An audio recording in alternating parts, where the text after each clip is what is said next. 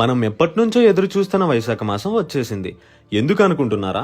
సంవత్సరంలో 11 నెలలు నీటిలోనే ఉండి కేవలం 1 నెల మాత్రమే భక్తులకు దర్శన భాగ్యం కలిగించే అతి పురాతనమైన శివాలయాల్లో ఒకటైన నత్తారామేశ్వరం క్షేత్రం గురించి తెలుసుకుందాం.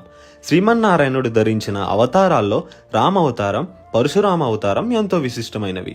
ఈ 2 అవతారాల్లో శ్రీ మహావిష్ణువు ఒకే ప్రదేశంలో 2 శివలింగాలను ప్రతిష్ఠించడం ఒక విశేషం. అలాంటి గొప్పతనాన్ని పొందిన క్షేత్రం నత్తారామేశ్వరం. ఈ ఆలయ విశిష్టత మార్కండేయ పురాణంలోను, వాయు పురాణంలోనూ ఉంది.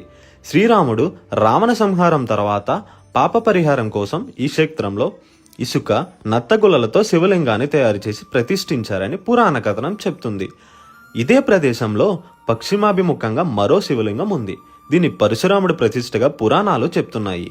ఈ లింగం 11 నెలలు నీటిలోనే ఉండి కేవలం వైశాఖ మాసంలో మాత్రమే భక్తులకు దర్శనం చేసుకునే వీలుంటుంది.